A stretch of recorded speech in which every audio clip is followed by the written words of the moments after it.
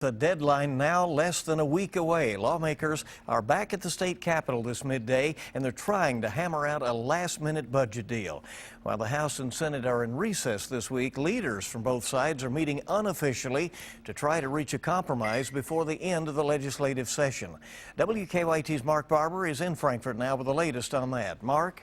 Budget talks fell apart last week, but today lawmakers are coming back together to continue their budget negotiations. Senate President Robert Stivers says he and House Speaker Greg Stumbo are meeting with other members of the Budget Committee this afternoon to try and reach an agreement. Lawmakers can only meet for one more workday in the legislative session that ends on April 15th. If they're going to pass a budget, Stivers says they have to agree on the state's two-year spending plan before they meet for their final workday.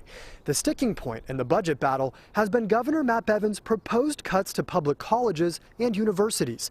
The Republican majority Senate says the cuts are needed to start paying off billions in state pension debt.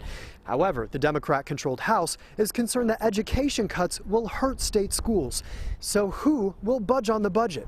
Stivers thinks the House will compromise on the higher education cuts. There are multiple meetings set today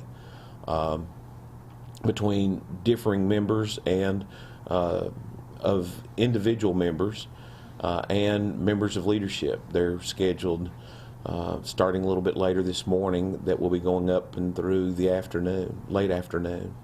If the House and the Senate do not pass a budget by April 15th, the governor could call a special session that would drain tens of thousands of dollars a day from the state's reserve funds. A partial government shutdown will be triggered if a budget has not been approved by June 30th.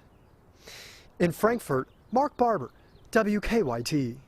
And House Speaker Stumbo couldn't be reached for comment this morning. Bevin's cuts would impose a 9% cut on higher education over the next 2 fiscal years. Through an executive order, Bevin also slashed funding by 4.5% for the remainder of this fiscal year. And that was done last week. As you know, the Attorney General is challenging his right to do that.